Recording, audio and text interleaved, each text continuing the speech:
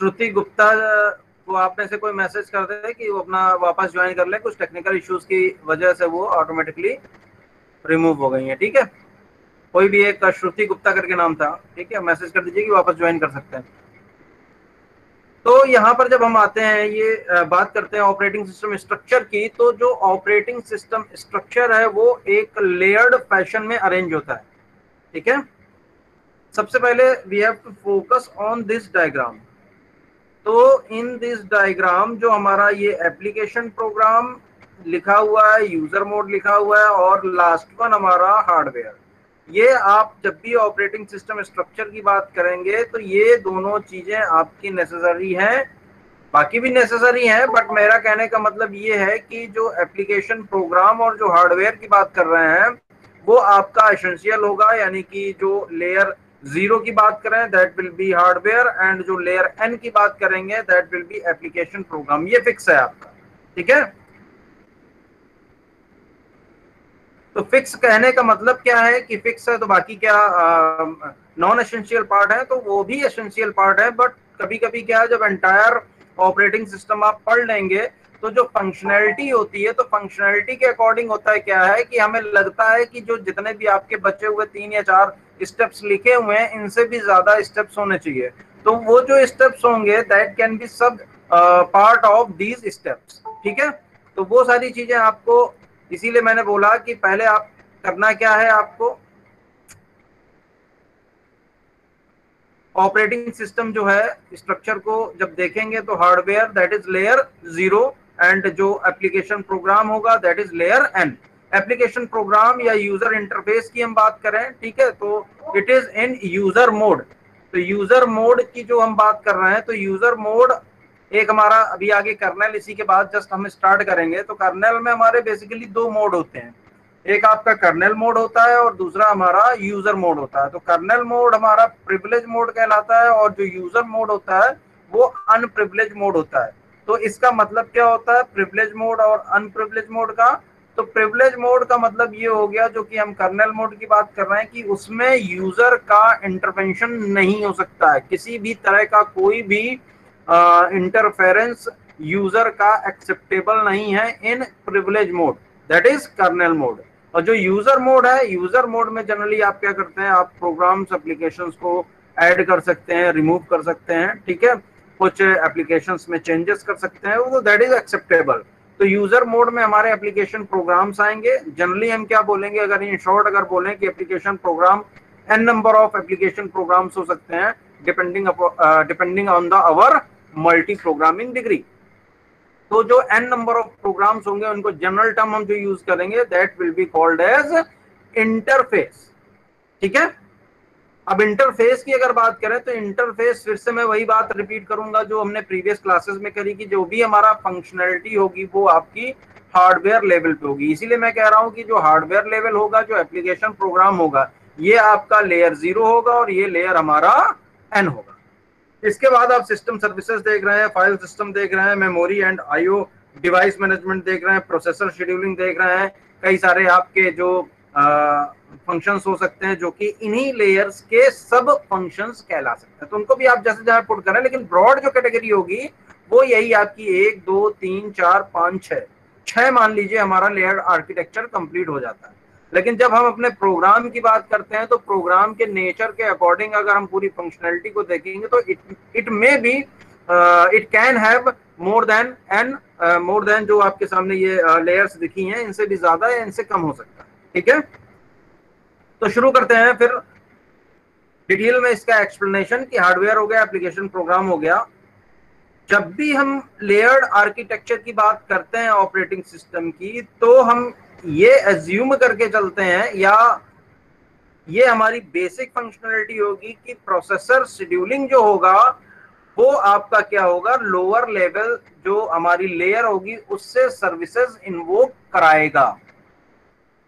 ठीक है, system services की बात करें तो सिस्टम सर्विसेज की बात अगर करें, या उससे पहले टॉप पर ही आ जाते हैं, एप्लीकेशन प्रोग्राम की बात करें, तो एप्लीकेशन प्रोग्राम जो है वो कहां से, हमारे जो एग्जैक्ट प्रोग्राम होगा वो कैसे रन करेगा, वो इमीडिएटली आपका सिस्टम सर्विसेज जो related to our operating system या related to our application program है उसको रेफर करेगा, उसको इंस्ट्रक्ट करेगा कि ये हमें इंस्ट्रक्शन एग्जीक्यूट कराना है, what is the output for the same instruction. System services के बाद आपका तुरंत क्या सिस्टम सर्विसेज भी ऐसे नहीं बनी हुई है, उसके पीछे आपका फाइल सिस्टम क्रिएटेड होगा, तो वो अल्टीमेटली किसको करेगा, फाइल सिस्टम को। फाइल सिस्टम के बाद आपका memory and IO device management आ रहा है। तो आईओ डिवाइस मैनेजमेंट की बात जब हम करते हैं तो थोड़ा सा आप हटा दीजिए, क्योंकि ये देखिए डायरेक्टली आपका अटैच्ड है हार्डवेयर से। तो मेमोरी में आ गया, मेमोरी मैनेजमेंट में आपका लोड हुआ, कई सारे प्रोग्राम्स आए। फिर देखिए प्रोसेसर शेड्यूलिंग लगी हुई है, तो प्रोसेसर शेड्यूलिंग के अकॉर्डिंग प्रोग्राम जो है एग्जीक्यूट करना शुरू होगा। तो प्रोसेसर मिल गया, हार्डवेयर लेवल पे इंस्ट्रक्शंस एग्जीक्यूट होना शुरू हुए। मीनवाइल आईओ ऑपरेशंस की जरूरत पड़ी, तो जैसे ही आईओ ऑपरेशन की जरूरत पड़ी तो यहाँ पर देखिए दोनों स्टेप्स आपके काम करेंगे। डायरेक्टली आपका ये प्रोसेसर शेड्यूलिंग पे जा रहा है और दूसरा हार्डवेयर पे जा रहा है, ठीक है। यानी कि जो मेमोरी में प्रोग्राम ऑलरेडी जो एग्जीक्यूट कर रहा था उसकी नीड क्या है, इनपुट आउटपुट ऑपरेशन की। तो इनपुट आउटपुट ऑपरेशन के लिए मैं एग्जैक्ट या अप्रोप्रिएट हार्डवेयर चाहिए होगा, तो उसका आपका जो भी इंस्ट्रक्शन होगा वो हार्डवेयर लेवल पर जाएगा। मीनवाइल जो हमारा प्रोसेसर होगा दैट विल बिकम फ्री। तो जो हमारा शेड्यूलर होगा, प्रोसेसर शेड्यूलर होगा, जिसको काम ऑपरेटिंग सिस्टम ने दे रखा होगा कि प्रोसेसर्स को शेड्यूल करिए, वो क्या करेगा, मेमोरी में से दूसरी वेटिंग प्रोसेस को उठाकर प्रोसेसर एलोकेट कर देगा जब तक कि आईओ आपका ऑपरेशन कंप्लीट नहीं होता। तो एक बार फिर से समराइज कर लेते हैं कि जितनी भी हमारी लेयर्ड फंक्शंस में हमारी जो ये जितनी भी सर्विसेज बोले या फंक्शंस बोले एंटायर ऑपरेटिंग सिस्टम के या एंटायर एप्लीकेशंस के, वो एक हायरार्किकल ऑर्डर में अरेंज होते हैं। तो जब हायरार्किकल ऑर्डर में अरेंज होते हैं तो हर एक लेयर अपने बॉटम लेयर से सर्विसेज एक्सपेक्ट करती है, या उसको जो लोअर लेवल है उसको इंस्ट्रक्शन भेजती है किसी पर्टिकुलर ऑपरेशन इन्वोकेशन के लिए, ठीक है। जो एग्जांपल दिया कि एप्लीकेशन प्रोग्राम्स हैं, तो एप्लीकेशन प्रोग्राम्स क्या करेंगे, जो सिस्टम सर्विसेज के फॉर्म में हमारे पास वेरियस मेनू के फॉर्म में या कमांड के फॉर्म में जो इंस्ट्रक्शंस होंगे वो सिस्टम सर्विसेज को जाएंगे। सिस्टम सर्विसेज किस पे डिपेंडेंट है, वो फाइल सिस्टम पे डिपेंडेंट है। फाइल सिस्टम के बाद आपका memory and IO device management. यहाँ पर क्या हो जाता है कि मेमोरी में हमारी प्रोसेसेस लोड होंगी, during the execution it may have IO request, तो उसके दौरान आपका प्रोसेसर जो शेड्यूलर है वो वर्क करना स्टार्ट कर देगा कि यहाँ पर मेमोरी में आपने प्रोसेसर फ्री हुआ तो दूसरी जो मेमोरी में प्रोसेस एलोकेट है डिपेंडिंग अपॉन द शेड्यूलिंग वो प्रोसेस आपकी एग्जीक्यूट होना शुरू हो जाएगी। एट लास्ट जो इंस्ट्रक्शंस है वो हार्डवेयर पे हमारे एग्जीक्यूट हो रहे हैं, ठीक है। तो यहाँ पे जैसे कि प्रोसेसर शेड्यूलिंग है तो यहाँ पर आप प्रोसेसर भी आप इंक्लूड कर सकते हैं, जो मैं बोल रहा था कि n नंबर ऑफ लेयर्स उनसे कम ज्यादा भी आप कर सकते हैं, ठीक है। तो प्रोसेसर शेड्यूलिंग दी हुई है, प्रोसेसर एग्जीक्यूशन हो सकता है, प्रोसेसर एलोकेशन हो सकता है, ठीक है। तो वो लेकिन सब पार्ट ही होगा कि प्रोसेसर शेड्यूलिंग की बात कर रहे हैं तो ऑब्वियस सी बात है कि एलोकेशन तो शेड्यूलिंग में ही होगा, ठीक है। अब आप इसको अगर देख लें, in layered structure operating system is broken up into a number of layers. Layers की बात क्या हो गई, लेवल। तो इसको मैं क्या बोल रहा था, लेवल 0, और इसको बोल रहा था लेवल n या लेयर 0 या लेयर n, ठीक है। The bottom layer, layer 0 is the hardware, the highest layer n is the user interface. मैं एक्सप्लेन कर चुका हूं। A typical operating system layer say layer M consists of data structures and set of routines। ये important term है आपका, routines and सब routine. इसीलिए मैं पढ़ रहा हूँ क्योंकि इस पूरे कॉन्सेप्ट में 2-4 वर्ड्स ऐसे आएंगे जिनको आपको डिटेल में जानना जरूरी होगा, ठीक है। तो data structures and set of routines that can be invoked by higher level layers। Layer M in turn can invoke operations on lower level layers, ठीक है। अब एग्जांपल के तौर पे बताते हैं, जो रूटीन्स की हम बात, मैंने बोला कि रूटीन जो है वो हमारा इंपॉर्टेंट टर्म है। रूटीन एंड सब रूटीन, कभी कभी होता है क्या है कि सब रूटीन भी बोला जाता है, तो these are almost synonyms to each other. जो रूटीन होगा, रूटीन के बाद आपका रूटीन होगा, रूटीन के बाद आपका सब रूटीन क्या होगा, उसी का सब पार्ट होगा। किसका सब पार्ट होगा, जो बोल रहे हैं रूटीन का। तो रूटीन है क्या एक्चुअली, अभी तो ये नहीं क्लियर हो रहा। तो रूटीन आपका होता क्या है, एक सीक्वेंस ऑफ कोड होता है जो कि आपका रिपीटेडली यूज होता रहता है फॉर अ पर्टिकुलर ऑपरेशन। फिर से बोल रहा हूं, जो रूटीन या सब रूटीन है वो आपका सीक्वेंस ऑफ कोड होता है corresponding to a particular instruction that is executed repeatedly. तो रिपीटेडली के मतलब क्या हुआ कि वही सेम सीक्वेंस ऑफ कोड आपका बार बार एग्जीक्यूट कराना है फॉर सेम ऑपरेशंस। तो ये आपका एक रूटीन हो गया, ठीक है। उस प्रोग्राम में क्या है, उस प्रोग्राम में क्या है कि आपका एक प्रोग्राम आपने लिख लिया किसी भी प्रोग्राम में, अगर रूटीन और सब रूटीन की बात करें तो उसमें एक सेगमेंट ऑफ कोड ऐसा है जो कि बार बार एग्जीक्यूट हो रहा है और सेम आउटपुट रिजल्ट आपका प्रोड्यूस कर रहा है। कैसे? जैसे कि आप मैक्रो फंक्शन आप यूज करते हैं, तो मैक्रो आपने यूज किया, तो मैक्रो यूज करने का मतलब आपको पता ही होगा, ठीक है, कि वो लाइन आपकी फिक्स हो गई, वहां पर इंस्ट्रक्शन फिक्स है। जब भी आपका मैक्रो एग्जीक्यूट होगा तो वो सर्टन इंस्ट्रक्शंस को एग्जीक्यूट करके एक आपका लगभग लगभग सर्टन या फिक्स्ड आउटपुट प्रोवाइड कराएगा। ये हो गया प्रोग्राम के फॉर्म में जो सीक्वेंस ऑफ कोड की हम बात कर रहे हैं। सेकंड जो हमारा है, यार ये प्रियदर्शी वॉइस क्लियर नहीं आ रही है, और किसी को वॉइस प्रॉब्लम, दो तीन लोगों को छोड़ के?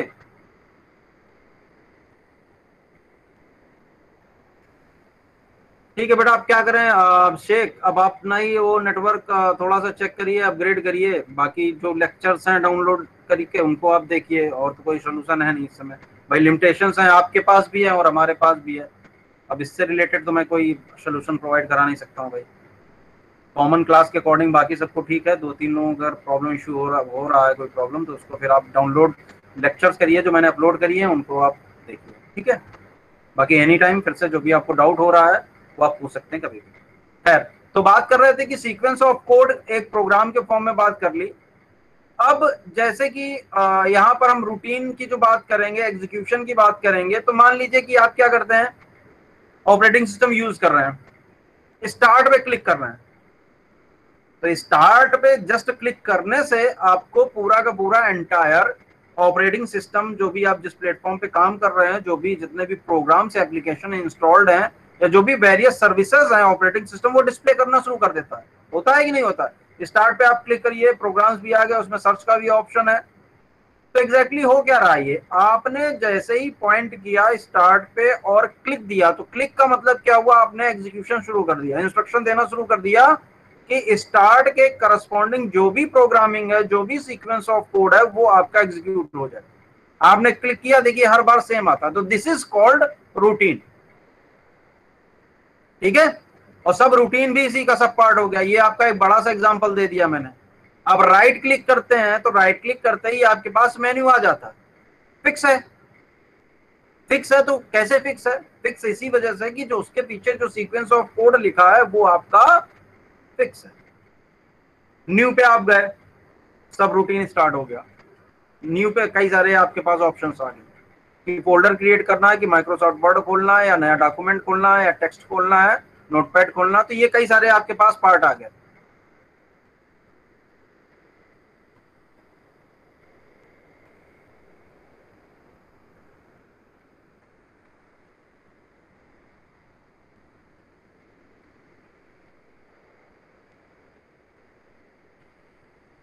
अभय वर्मा, आप दिख रही है पीपीटी? Yes sir. चलो ठीक है। तो मैं यही बात कर रहा था कि जो रूटीन और सब रूटीन है, तो आपने न्यू पे क्लिक किया, उसमें आपका टेक्स्ट ओपन करना है, कि माइक्रोसॉफ्ट वर्ड खोलना है, कि एक्सेल खोलना है, या नया फोल्डर ही क्रिएट करना, तो ये भी आपका एक रूटीन ही है। लेकिन एक आप जैसे कि प्रोग्राम्स के अंदर जाकर एक सब प्रोग्राम एग्जीक्यूट करा रहे हैं या सीक्वेंस ऑफ कोड एग्जीक्यूट करा रहे हैं, तो वो आपका सब रूटीन कहलाया, ठीक है। So this is called routine and subroutine. Subroutine and routines are synonyms to each other. ठीक है, फिर से समराइज कर रहा हूं कि it is a sequence of code that is executed corresponding to a particular instruction to give particular output during its execution. ठीक है, या रिपीटेडली जो टर्म यूज होगा कि बार बार एक ही सीक्वेंस ऑफ कोड को हम एग्जीक्यूट करा रहे हैं जो कि एक सेम रिजल्ट प्रोवाइड करा रहा है, तो that is called as routine. Subroutine का मैंने आपको एग्जांपल दे दिया, रूटीन का दे दिया कि स्टार्ट पे आपने क्लिक किया, वेरियस आपका मेनू खुल गया, तो वो ऐसे नहीं खुल जाता, पीछे उसके प्रोग्रामिंग है, प्रोग्रामिंग एग्जीक्यूट हुई, सीक्वेंस ऑफ कोड एग्जीक्यूट और सेम रिजल्ट आ रहा। और आप डिप गए, आपने राइट क्लिक मान लीजिए किया, तो राइट क्लिक में जो मेन्यू आता है आपका वो सेम ही होता है, तो उसके पीछे जो आपका कोड लिखा हुआ दैट इज सेम। फिर आप सब रूटीन अगर उसी को और एक्सप्लोर कर देते हैं तो सब रूटीन में क्या हुआ, आप न्यू पे चले गए या कोई भी उसका मेनू में कोई भी आपने एक इंटरफेस या सर्विस उठा ली, उस पर आपने क्लिक किया, फोल्डर पे गए, न्यू आपके टेक्स्ट पे गए, वर्ड पे गए, एक्सेल पे गए, ठीक है, आपने क्लिक किया, उसमें आप फिर चॉइसेस भी देना शुरू कर देता है कि आप अगर नेम नया देना चाह रहे हैं तो नए फोल्डर का नाम भी दे सकते हैं, नहीं देना चाहते तो न्यू फोल्डर 1 2 3 करके वो आगे एक्सटेंड करता चला जाता है, ठीक है। तो जनरली क्या है, इनके पीछे जो प्रोग्राम लिखा हुआ है वो आपका फिक्स्ड सीक्वेंस ऑफ कोड है, सीक्वेंस ऑफ इंस्ट्रक्शंस है, ठीक है। तो उन इंस्ट्रक्शन को रिपीटेडली हम यूज कर रहे हैं या ऑपरेटिंग सिस्टम यूज कर रहा है, तो that is called as routine और सब रूटीन, ठीक है। बाकी इस डायग्राम में आई थिंक और कुछ नहीं है बताने लायक, तो ये आप, हाँ, इसको थोड़ा सा और एक्सप्लेन कर लेते हैं। जैसे कि सिस्टम आप यहाँ पर यूजर एग्जिस्ट कर रहा है, यूजर मोड, ठीक है। अब एप्लीकेशन प्रोग्राम, तो कभी कभी आप एप्लीकेशन इंस्टॉल करते हैं तो वो एप्लीकेशन जो है आपका सिस्टम की रिक्वायरमेंट के अकॉर्डिंग नहीं होता, ठीक है। इतना प्रोसेसर चाहिए और इतना आपका स्टोरेज चाहिए या लाइनक्स चाहिए, विंडोज चाहिए, तो वो कैसे पता चलता है? वो यहाँ पे यूजर मोड पे जैसे ही एप्लीकेशन इंस्टॉल करने की कोशिश होगी तो एप्लीकेशन कैसे इंस्टॉल होगा, सिस्टम सर्विसेज को लेकर। तो सिस्टम सर्विसेज किसको रेफर करेगा? फाइल सिस्टम को रेफर करेगा। फाइल सिस्टम डिफरेंट है, तुरंत एक ऑपरेटिंग सिस्टम मैसेज पास करेगा कि कंपैटिबिलिटी इशू आ गई जिस किसी भी फॉर्म में, ठीक है। अब सिस्टम सर्विसेज, तो सर्विस और फाइल सिस्टम में तो डिफरेंशिएट कर पा रहे हैं ना। जैसे कि यही एग्जांपल को हम फिर से आगे बढ़ा लेते हैं कि आपने स्टार्ट पे क्लिक किया तो स्टार्ट पे जो हमारा मेन्यू आ रहा है जिसको हम यूज कर रहे हैं, दीज आर द सर्विसेज, और उन सर्विसेज के पीछे आपका पर्टिकुलर प्रोग्राम लिखा हुआ है। हर एक जो आपका इंस्ट्रक्शन या जो आप इंटरफेस या सर्विस की बात कर रहे हैं उसके पीछे एक प्रोग्राम लिखा हुआ है और उस प्रोग्राम के करस्पॉन्डिंग फाइल सिस्टम होगा। कभी कभी होता है क्या, जब आप बहुत सारा यूज कर लेते हैं, वायरसेस का इम्पैक्ट आ गया ऑपरेटिंग सिस्टम में, तो कई सारी सर्विसेज आपकी वर्क नहीं करती। क्या मतलब होता है? सर्विसेज तो शो कर रहा है, ठीक है, कि आपको कमांड प्रॉम्प्ट पे जाना है, आपने राइट क्लिक करके कमांड दिया, 1 सेकंड के लिए आपके सामने ब्लैक विंडो आई और फिर क्लिक करके वापस चली गई।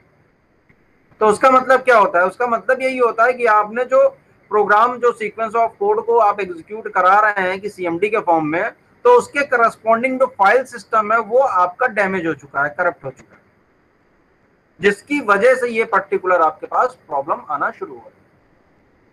तो जब अनस्टेबल सिस्टम होता है तो ऐसे ही होता है। एक्सप्लोरर पे क्लिक करते हैं, एक्सप्लोरर पता चला ओपन हुआ, तुरंत बंद हो गया।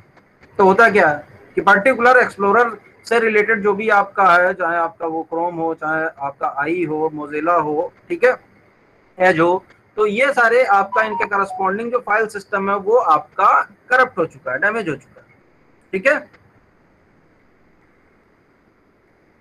अब इसके बाद जो हम बात कर रहे थे कि फाइल सिस्टम आ गया, फाइल सिस्टम अगर हेल्दी है, पूरा करेक्ट वर्किंग में है, करेक्ट जो इंस्टॉलेशन हुआ है, तो उसके दौरान आपके पास करेक्ट सिस्टम सर्विसेज आप प्रॉपरली एग्जीक्यूट कर पाएंगे, ठीक है।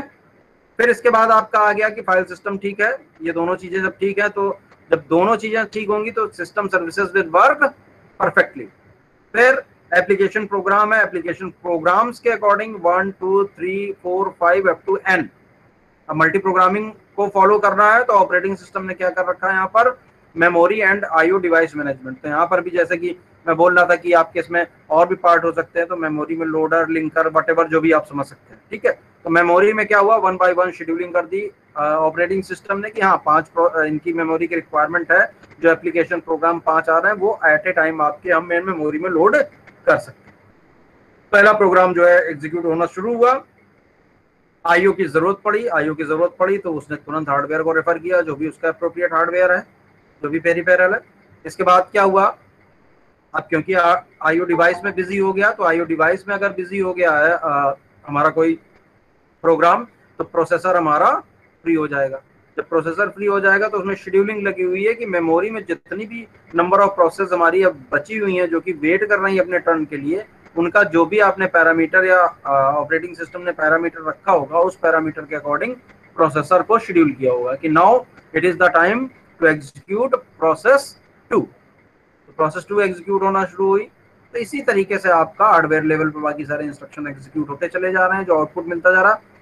मीनवाइल इसी तरीके से आपका आउटपुट वापस जाएगा। यहाँ आईओ डिवाइस मैनेजमेंट हुआ, यहाँ पर मिल गया, जो आपके पास आउटपुट आएगा वो यहीं से होते होते यहाँ पर। ठीक है, तो this is operating system structure. अब आगे मूव करते हैं। तो जो इसका एडवांटेज है वो आपका कंस्ट्रक्शन और डिबगिंग वो इजी है, और यही आपके डिसएडवांटेजेस भी होंगे, वो थोड़ा सा आप डीप में जब जाएंगे तब पता चलेगा। तो अभी क्योंकि हमारे सामने एक लेयर्ड आर्किटेक्चर जो है बना हुआ था, आपने उसको स्टडी कर लिया, ठीक है, यही काम हम आपको करना, क्योंकि वंस अगेन कुछ भी आपका ना तो ऑपरेटिंग सिस्टम के पास ऐसी कोई ह्यूमन इंटेलिजेंस है, ना वो खुद ब खुद अपने आप बना है, ठीक है, उसको प्रोग्रामर ही प्रोग्राम कर रहा है। तो ये सारी चीजें तो हमें मिल रही हैं, ये सारी चीजें अल्टीमेटली एक आपका ह्यूमन थॉट से ही निकल कर आ रही हैं।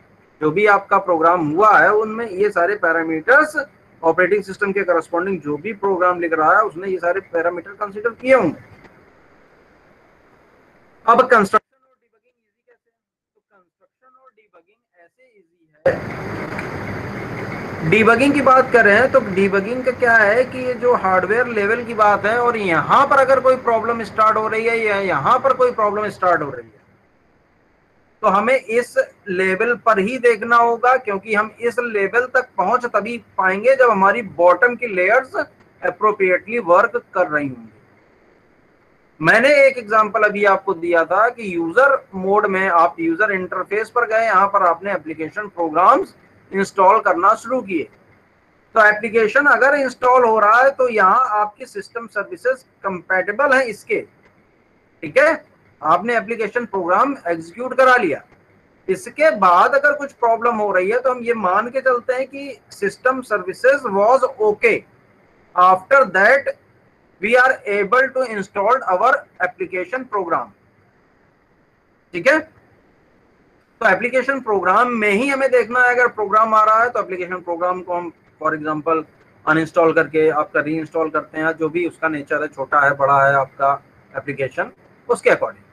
तो सिस्टम सर्विसेज हम ओके मान के चलते हैं। इसी तरीके से फाइल सिस्टम और सर्विसेज को देख लीजिए। सिस्टम सर्विसेज को अगर फाइल सिस्टम ओके नहीं होगा तो उसके करस्पॉन्डिंग आपके पास जो सिस्टम सर्विसेज है वो वर्क नहीं करेंगी। ठीक है, जैसे मैंने एग्जांपल दिया कि फाइल सिस्टम आपका सीएमडी के करस्पॉन्डिंग करप्ट हो गया तो वहां पर सर्विस आपको नहीं मिल रही ना। ठीक है, तो यहां पर अगर हम ठीक से पहुंच रहे हैं तो दैट मीन्स हमें जो प्रॉब्लम फाइंड आउट करनी होगी, जो डिबगिंग करनी होगी, वो इन दैट लेयर ओनली करनी होगी, क्योंकि हम ये मान के चलते हैं कि नीचे का सारा आपका जो फंक्शनिंग है वो ओके रही होगी तभी हम इस लेयर तक पहुंचे हैं। क्यों? उसके पीछे रीजन यही है कि हर एक लेयर अपने बॉटम लेयर से सर्विसेज इन्वोक करती है। ठीक है, तो कंस्ट्रक्शन इजी है, सामने दिख रहा है कि हमने 5-6 लेयर्स में डिवाइड कर लिया एंटायर फंक्शंस को कि ठीक है ये फंक्शन अलग हो रहा है, इसको एक लेयर में बांट देते हैं, ये दूसरा फंक्शन है, ये दूसरी लेयर में बांट देते हैं, ये तीसरी लेयर में, चौथी, पांचवी एंड सो ऑन। ठीक है, तो इजी हो गया। डिबगिंग सबसे इजी लग रही है क्योंकि हमें ये मान के चलना है कि हर एक लेयर जो है अपना करेक्ट परफॉर्मेंस दे रही है बॉटम वाली, तो फिर जिस किसी भी लेयर पे प्रॉब्लम हो रही है हमें सिर्फ उसी लेयर को देखनी है, ना कि रेस्ट ऑफ द प्रोग्राम को या रेस्ट ऑफ द आर्किटेक्चर। ठीक, अब बात करते हैं कि जो डिफिकल्टीज होंगी, तो डिफिकल्टीज में वही बात आ रही है जो मैं शुरुआत से लेके चला था कि ये जितनी भी आपके सामने लेयर्स दिख रही हैं, ये तो सामने आपके डायग्राम बना हुआ आपको इजी लग रहा है, लेकिन इन लेयर्स को डिफाइन कर पाना मुश्किल है। ये सारे के सारे सिनेरियोज माइंड में आप क्रिएट करिए और क्रिएट करने के बाद आप सोचिए कि इस पर्टिकुलर सिनेरियो को हम इस लेयर में आप प्रोग्राम कर सकते हैं, इस particular scenario that is isolated from other circumstances, तो हम इसके करस्पॉन्डिंग दूसरा एक लेयर बना सकते हैं, प्रोग्राम कर सकते हैं। तो इस तरीके की बहुत सारी लेयर्स हो सकती है। तो exact number of layers find out कर पाना दैट इज टफ टास्क। मैं बोल रहा था कि इसका आप सब पार्ट भी समझ सकते हैं कि नहीं, अब मेमोरी में है तो और भी पार्ट होते हैं, उनको क्यों, मेमोरी में तो शेड्यूलिंग भी होती है, पेज रिप्लेसमेंट एल्गोरिथम भी होता है, या हमें बैकअप भी लेना वो भी मेमोरी से होगा, तो रीड राइट ऑपरेशन भी होगा, तो कैसे होंगे। तो these are the subtask of memory. अगर उन सबको लेकर पूरा एंटायर ऑपरेटिंग सिस्टम के हम कॉन्सेप्ट्स हर एक इंडिविजुअल टॉपिक से ऐसे इंक्लूड करेंगे तो इतनी लेयर्स हो जाएंगी कि we are not able to understand operating system structure. Layering रहेगी नहीं, इतने आपके 50 लेयर्स बन जाएंगी कि आप स्टिल आपको लगेगा कि कुछ एक आध कॉन्सेप्ट हमारे छूट गए। ठीक है, तो प्रॉपर जो आपके पास लेयर की डेफिनेशन वो आपकी टफ है।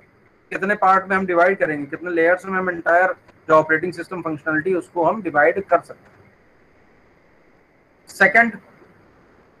सेकंड आपका यही है कि ये जो लेयर्स आपकी दिख रही हैं, आपने तो उठाकर रख दिया कि ठीक है सामने दिख रहा है, सिस्टम सर्विसेज से पहले आपका फाइल सिस्टम होना चाहिए। फाइल सिस्टम के बाद आपका यहाँ पर क्या है, मेमोरी है पहले, फिर आईओ डिवाइस मैनेजमेंट, और IO device management is connected to hardware. अगर ये लाइन हम इरेज कर दे तो हमें सोचना पड़ जाएगा 5-10 मिनट के लिए कि हम अगर आईओ मैनेजमेंट आता है तो हम उसको कैसे पास करेंगे। ठीक है, अगर आईओ ऑपरेशन यहाँ पर हमें परफॉर्म करना है तो क्या डायरेक्शन होनी चाहिए, क्या एक हायरार्की होनी चाहिए लेयर्स की। तो appropriate positioning of layers is also very difficult. जैसे यहाँ प्रोसेसर शेड्यूलिंग लगा हुआ है, तो प्रोसेसर शेड्यूलिंग इसके बाद ही रखना है ना।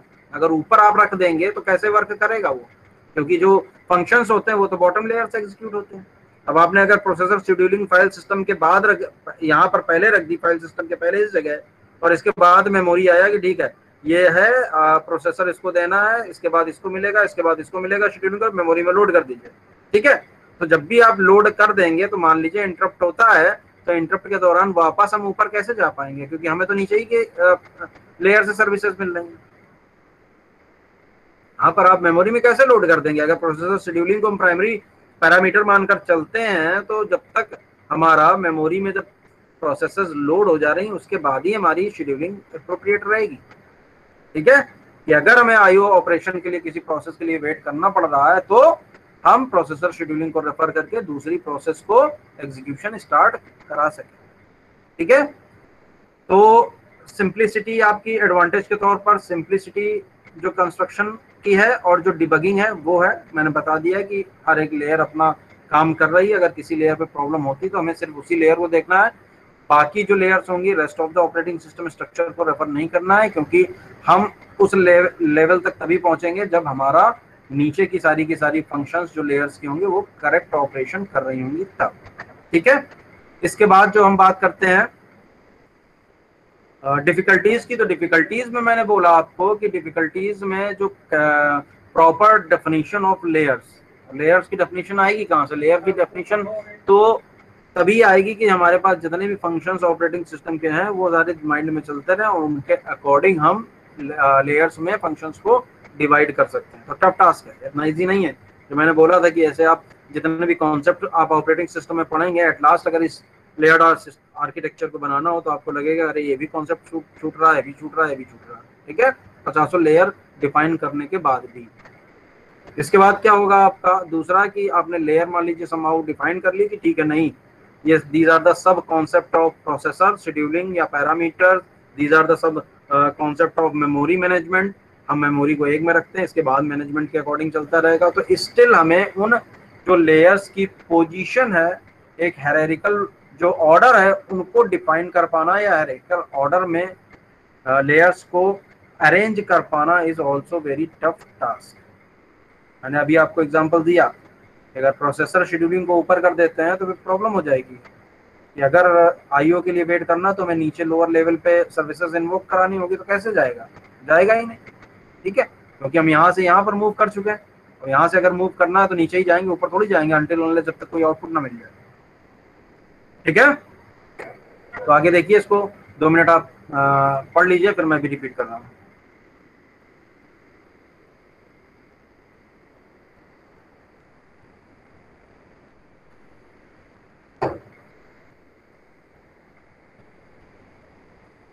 Main advantage of layered approach is simplicity of construction and debugging मैं बता चुका हूँ, ये देखिए, without any rest of the operating system because it use only the basic hardware to implement its function. Once the first layer is debugged, its correct functioning can be assumed, while the second layer is debugged and so on. Each layer is implemented with only those operations provided by lower level layers and does not need to know how these operations are implemented, doesn't matter. After that, it need to know only what these operations do, hence each layer hides the existence of certain data. हाँ, ये चीज भी आप ध्यान रखिएगा कि किसी भी पर्टिकुलर लेयर पर जो भी उसका डेटा स्ट्रक्चर है उससे मतलब नहीं होता है। अपर लेयर को इन सब बातों से लेना देना नहीं है कि how its lower layer is constructed, what are the data structure used in construction of these layers. तो ना तो डेटा स्ट्रक्चर से, ना ही टाइप ऑफ इंस्ट्रक्शंस या किसी और चीज से लेना देना होता है। हमें सिर्फ सर्विसेज चाहिए या एक लेयर को अपने लोअर लेयर से सर्विसेज चाहिए। That is the major difficulty with the layered approach involves appropriately defining the various layers, because a layer can use only lower level layers. Careful planning is necessary. ठीक है, अगर मैंने जो भी बताया है आपको वो समझ गए हैं तो ये जो एग्जांपल दिया हुआ है इसको आपको इंटरप्रेट करने में डिफिकल्टी नहीं होनी चाहिए। For example, the device driver for the backing store, मतलब मान लीजिए सेकेंडरी स्टोरेज को रेफर करना है, हमें कॉपी करना है, कोई डेटा बैकअप लेना है, तो उसके लिए जो डिवाइस ड्राइवर है must be at lower level then the memory management. क्यों? मेमोरी मैनेजमेंट जो मैंने भी बात बोली थी कि आप प्रोसेसर शेड्यूलिंग की बात कर लें तो उसमें बाकी कॉन्सेप्ट प्रोसेसर शेड्यूलिंग में ही डाल देते हैं कि क्या पैरामीटर्स हैं, क्या एल्गोरिथम्स हैं, सारी चीजें। सेम एज हमने मेमोरी में भी बोला था कि मेमोरी में जो भी पेज रिप्लेसमेंट एल्गोरिथम है, स्वैपिंग है या व्हाटएवर जितने भी ऑपरेशंस होते हैं वो हम मेमोरी मैनेजमेंट पार्ट में रख सकते हैं। ठीक है, तो वही चीज कहने की कोशिश कर रही, must be at a lower level then the memory management routine, because memory management requires the ability to use the backing store. ठीक है, तो डिवाइस ड्राइवर क्या होगा? डिवाइस ड्राइवर जो है वो आपका लोअर लेवल पे होगा जो कि मेमोरी मैनेजमेंट, क्योंकि मेमोरी मैनेजमेंट में ही जब भी आपका इंस्ट्रक्शन मिलेगा कि हाँ भाई ये पर्टिकुलर डेटा को हमें कॉपी करना है या रीड करके राइट करना है, तो वो क्या करेगा? जब मेमोरी मैनेजमेंट भी आएगा तो अपने लोअर लेवल पे ही जाकर बोलेगा कि भाई ठीक है, ये डिवाइस ड्राइवर जो भी करस्पॉन्डिंग है वो ये काम करना शुरू कर दे। इंस्ट्रक्शन जाएगा तो नीचे की लेवल पे जाएगा, तो इसीलिए बोला जा रहा है कि डिवाइस ड्राइवर जो रिस्पॉन्सिबल इस एक्टिविटी के लिए वो जनरली मेमोरी मैनेजमेंट के नीचे हो। जो रूटीन लिखा हुआ उसका मतलब समझ गए होंगे, रूटीन का मतलब सीक्वेंस ऑफ कोड। ठीक है, अब देखिए आगे इसको और कंटिन्यू किया गया। The backing store driver would normally be the normally be above the CPU scheduler, because the driver may need to wait for IO and the CPU can be rescheduled. ठीक है, IO जो आपका यहाँ पे obvious सी बात है कि अगर IO के लिए वेट कर रहा है, सिंपल सी बात है, बैकिंग स्टोर है तो IO ऑपरेशन ही है, तो IO ऑपरेशन के लिए अगर वेट कर रहा है तो उस दौरान हम प्रोसेसर्स को रीशेड्यूल कर सकते हैं। ठीक है, बाकी आप देख लीजिएगा, इसमें सारी चीजें ऐसे लिखी हो, पढ़ के ज्यादा टाइम पास करने की कोई जरूरत नहीं है। सिस्टम कॉल की एक बात इसमें आई हुई है, देखिए वो भी देख लीजिए। हमारा जो लैब में कल से भी स्टार्ट करते हैं, देखते हैं थोड़ा सा। तो सिस्टम कॉल की जब बात करते हैं तो सिस्टम कॉल होता क्या एक्चुअली? कॉमन टर्म है, जानता है कोई? लिख के बता सकता है? सिस्टम कॉल, अरे मालूम है भाई, बोलो तो कोई, मत बोलो भाई, हम ही बता दे रहे हैं। जब हम सिस्टम कॉल डिस्कस करेंगे तो ये जो नीचे टर्म लिखा हुआ ना, इसीलिए मैंने सिस्टम कॉल से स्टार्ट किया है। कर्नल लिखा हुआ, माइक्रो कर्नल, अभी हम इसको नहीं टच करेंगे, नेक्स्ट स्लाइड में आप स्टार्टिंग होगी फिर इस पे आएंगे। कर्नल, कर्नल भी कॉमन टर्म है, आप सबको पता होगा। तो सिस्टम कॉल की बात कर रहे हैं तो सिस्टम कॉल बेसिकली होता क्या है, रिक्वेस्ट है। Request to what, request to operating system to extract a certain service. अब रिक्वेस्ट है तो रिक्वेस्ट ऐसे तो हो नहीं जाएगी वर्बल, तो रिक्वेस्ट के करस्पॉन्डिंग हमें क्या करना होगा, एक प्रोग्राम लिखना होगा। वो प्रोग्राम हमारा क्या करेगा, जब भी एग्जीक्यूट होगा तो उसको हम सिस्टम कॉल बोलेंगे। सिस्टम कॉल क्यों बोलेंगे, सिस्टम कॉल ये इसलिए बोलेंगे कि जितनी भी हमारी सिस्टम की सर्विसेज हैं वो पर्टिकुलर सर्विस जो भी होगी वो उसी प्रोग्राम से आपकी इन्वोक कराई जाएगी। अब कर्नेल का टर्म क्या हुआ, तो kernel is the heart of operating system. यही आपका हार्डवेयर और सॉफ्टवेयर में कम्युनिकेशन इस्टेब्लिश कराता है। अगेन जितनी भी फंक्शनैलिटी है वो हार्डवेयर लेवल पे होनी है। तो जो ये प्रोग्राम आ रहा है जिसको आप सिस्टम कॉल बोल रहे हो, कि जब तक प्रोग्राम लिखा हुआ है, प्रोग्राम लिख गया आपका, इसके बाद जैसे ही आपने उसको एग्जीक्यूट कराना शुरू किया, तो एग्जीक्यूट कराने का शुरू करने का मतलब ही क्या हुआ, कि मतलब ये हो गया कि जो कर्नेल है उस तक हमारे इंस्ट्रक्शंस पहुंच जाएं, जो कि हमें हमारी एग्जैक्ट जो आउटपुट है वो प्रोवाइड करा सके। ठीक है, और डिटेल में जाएंगे तो operating system heart of the आपका ऑपरेटिंग सिस्टम बोल दिया गया कि कर्नेल हो गया। तो बेसिकली सिस्टम कॉल क्या होगा, सिस्टम कॉल एक इंटरफेस का काम करेगा जो कि हमारा यूजर प्रोग्राम और ऑपरेटिंग सिस्टम के बीच में एक्ट करेगा। आप कर्नेल को नहीं जानते हैं या कोई भी प्रोग्राम कर्नेल को नहीं जानता, इंस्ट्रक्शन एग्जीक्यूट होना शुरू हुए ऑपरेटिंग सिस्टम को जानते हैं, ऑपरेटिंग सिस्टम तक पहुंचा तो ये एक इंटरफेस का काम करेगा।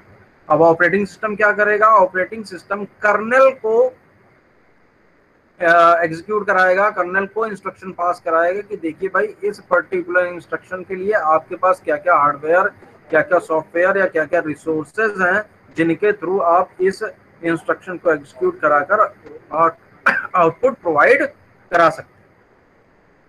ठीक है, तो system call is the programmatic way in which a computer program requests a service from the kernel of the operating system.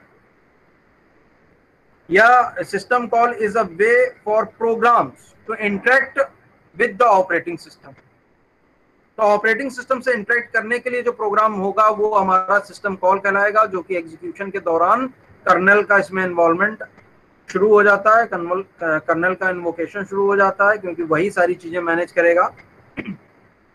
और जो ये हम बोल रहे हैं इसको हम एप्लीकेशन प्रोग्राम बोलेंगे, जो कि इंटरफेस की बार बार बात कर रहे हैं। ठीक है, system call provide the services of the operating system to the user through application program interface, API। ठीक है, तो this is the definition of system call. तो सिस्टम कॉल की बात और जो आपका कर्नेल की बात है, कर्नेल को तो हम और आगे भी लेके जाएंगे, ये टाइप्स लिखे हुए हैं। अब आपके पास प्रांजल नोट कर लेना, आज का जो टास्क मैं दे रहा हूं, what is the difference between system call and routine. What is the difference between system call and routine.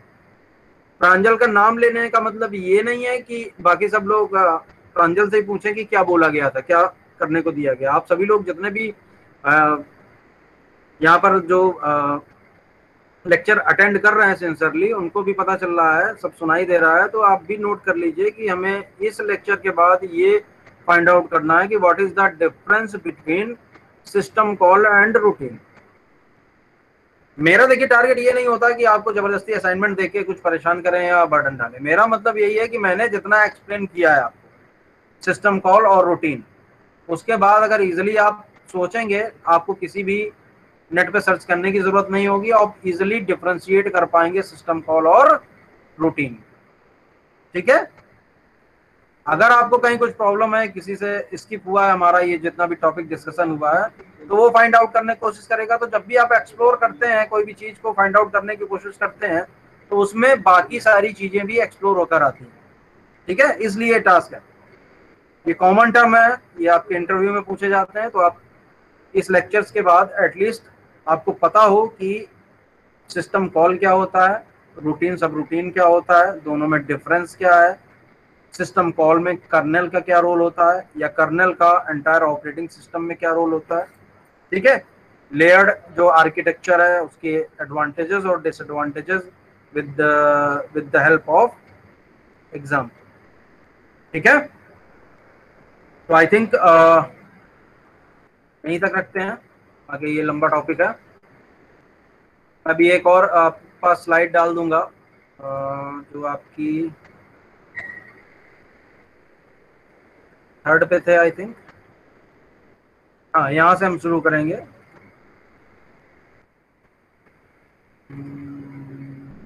Colonel, ठीक है, यहाँ से शुरू करते हुए फिर वापस हम थर्ड स्लाइड पर जाएंगे और फिर फाइनली इसको कवर करेंगे। ठीक है,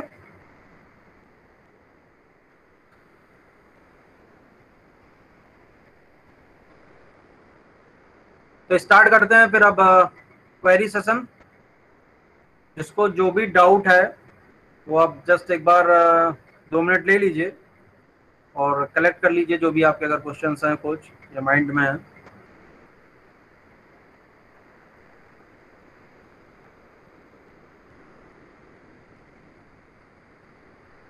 yes, Shivam Goswami, it provides the services of operating system, means आपका सिस्टम कॉल इंटरफेस के तौर पर। जो आपको डीपली देख लेना है, नॉर्मली आप यूज करते रहते हैं।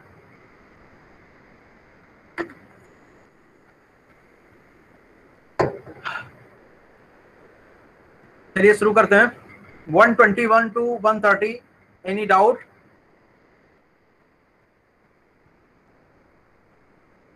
One 21 to 130, any doubt?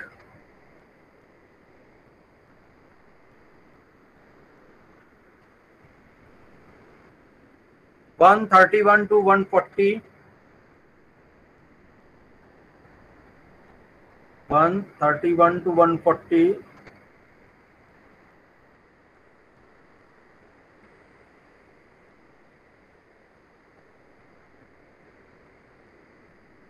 थोड़ा सा समय दे देते हैं, शायद कोई टाइप कर रहा हो।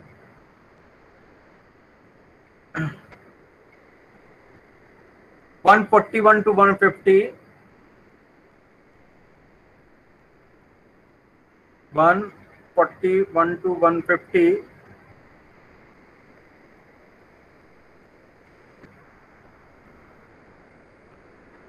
अच्छा एक चीज और ध्यान रखिएगा कि अगर आपको लग रहा हो कि टाइप करने में आपका जो क्वेश्चन है वो काफी बड़ा है, टाइप करने में समय लगेगा, तो आप माइक ऑन करके बोल सकते हैं।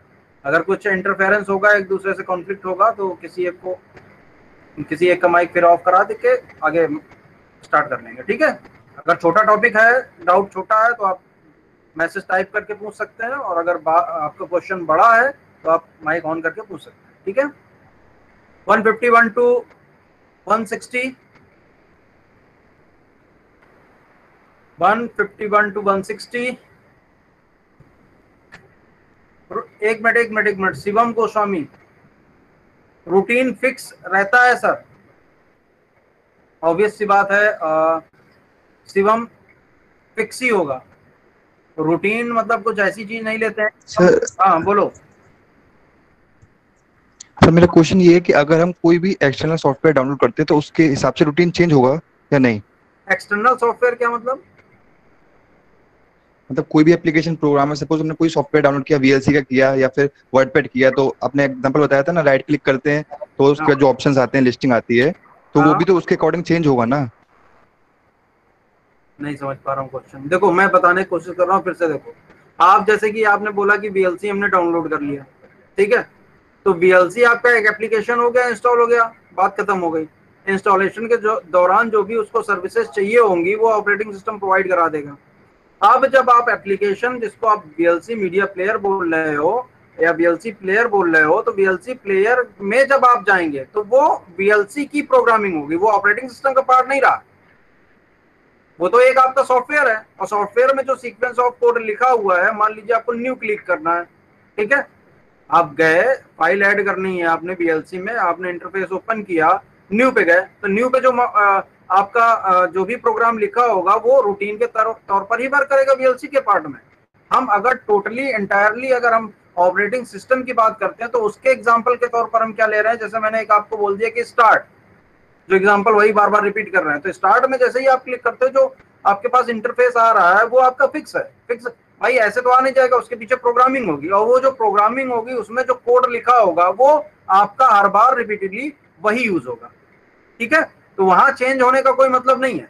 चेंज कहां हो सकता है, जैसे मैंने सब रूटीन की बात करी कि न्यू पर आप गए, ठीक है, न्यू पर गए तो न्यू पर जाने के बाद आपका क्या करना है, फोल्डर आप क्रिएट कर रहे हैं तो फोल्डर में वो एक फंक्शनलिटी प्रोवाइड करा रहा है कि आप नाम दे सकते हैं। ठीक है, तो वो सब रूटीन का पार्ट हो गया। एक बस आपका वहां पर जो इनपुट लेने वाली बात होगी वो आपका सब रूटीन में थोड़ा सा फ्लेक्सिबिलिटी प्रोवाइड करा रहा है, दैट्स इट। वो भी आपका जो इनपुट एक्सेप्टेंस के करस्पॉन्डिंग जो इंस्ट्रक्शन लिखा होगा वो भी फिक्स होगा।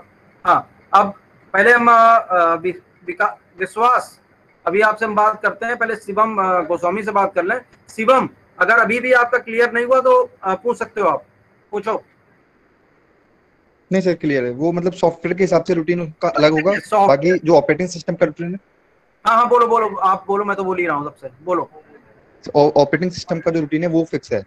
हाँ वो तो फिक्स है। और जैसे सॉफ्टवेयर ठीक है सर। डाउनलोडिंग की जो आप बात कर रहे हैं, तो डाउनलोडिंग में है क्या, आप वेब ब्राउजर पे गए तो उसके लिए जो एप्लीकेशन आपका, क्योंकि आप एप्लीकेशन की बात कर रहे हैं भाई, ऐसे तो ऑपरेटिंग सिस्टम डायरेक्टली तो आपका डाउनलोडिंग अलाउ करता नहीं है। उसके आप एप्लीकेशन के थ्रू ही जाएंगे। तो एप्लीकेशन के थ्रू जब जाएंगे तो मान लीजिए जो भी आपका ब्राउजर है, ठीक है, उसमें वो फंक्शनलिटी आपकी एडेड होगी कि जैसे ब्राउज कर रहा है, लिंक दिया हुआ, तो फिर आपका जो डाउनलोडिंग की कैपेबिलिटी है वो आपका स्टार्ट हो गया और आप डाउनलोड करते रहे। तो वो एक सॉफ्टवेयर एप्लीकेशन की बात आ गई। ऑपरेटिंग सिस्टम की बात करेंगे तो बेसिक फंक्शंस को पे फोकस करिए तो क्लियर हो जाएगा। ठीक है शिवम। विश्वास, ऑन करो माइक, ऑन करो भाई, तुमसे बात कर लेते हैं। For every software different routine is fix. विश्वास, यस सर। हाँ बोलो क्या कह रहे यस हो। सर। सर इसको ऐसे समझ सकते हैं कि हर सॉफ्टवेयर के लिए अलग अलग रूटीन होगा, उसका अलग रूटीन होगा कुछ, तो रूटीन जैसे कोई भी। नहीं समझ पा रहे हैं आपका, जैसे कि रूटीन की बात क्या हो रही है। रूटीन आपके फिक्स्ड इंस्ट्रक्शंस हैं, और इंस्ट्रक्शन अगर फिक्स है, जो फिक्स आउटपुट दे रहा है, तो उसके पीछे आपके जो नंबर ऑफ इंस्ट्रक्शंस लिखे होंगे उनका जो एग्जीक्यूशन होगा वो सेम होगा। सॉफ्टवेयर की बात मत करिए, सॉफ्टवेयर तो अभी आप बाद में आएंगे जब ऑपरेटिंग सिस्टम पहले समझेंगे। ऑपरेटिंग सिस्टम की सर्विसेज की बात करिए आप, एप्लीकेशन प्रोग्राम्स में बाद में आइए। Okay sir. समझ रहे हैं। अब जैसे कि आप ये कह रहे यस सर। हैं for every software different routine effects, तो भाई डिफरेंट तो हो ही जाएगा। जैसे कि आपने मीडिया प्लेयर की बात करी है, वीएलसी प्लेयर की बात जो हो रही थी अभी, तो वीएलसी प्लेयर का जो सॉफ्टवेयर है उसमें आप जब न्यू पे जा रहे हैं तो, लेकिन वो ऑपरेटिंग सिस्टम पे हट गया ना, वो तो हम एक सॉफ्टवेयर यस पे आ सर। गए, एप्लीकेशन प्रोग्राम पे आ गए। हाँ रिलेट कर सकते हैं, क्योंकि न्यू पर जैसे ही आप क्लिक करोगे तो उसके पीछे जो वीएलसी मीडिया प्लेयर जब प्रोग्राम हुआ होगा, जो सीक्वेंस ऑफ इंस्ट्रक्शंस लिखे होंगे वो तो फिक्स ही होंगे ना। हर बार आपको न्यू करना है, वही सेम आपके पास आउटपुट आएगा। तो वो चाहे मीडिया प्लेयर का हो, चाहे और दूसरे सॉफ्टवेयर का हो। अब दूसरे ओके। सॉफ्टवेयर की जैसे कि डाउनलोडिंग के बाद एवरी सॉफ्टवेयर की आप बात करें तो सॉफ्टवेयर पे आप आ जाइए, ठीक है। अब जैसे डीबीएमएस का आप ले रहे हैं, ठीक है, तो एसक्यूएल ले लीजिए, तो एसक्यूएल में भी कुछ इंटरफेसेस तो फिक्स ही हैं आपके, ठीक है। लेकिन उससे पहले आप यस सर। ऑपरेटिंग सिस्टम की बेसिक सर्विसेज पर आइए। ठीक है विश्वास। यस सर, समझ आ गया, क्लियर है। चलो, और किसी को कोई डाउट है। रेस्ट ऑफ द क्लास किसी और को कोई डाउट।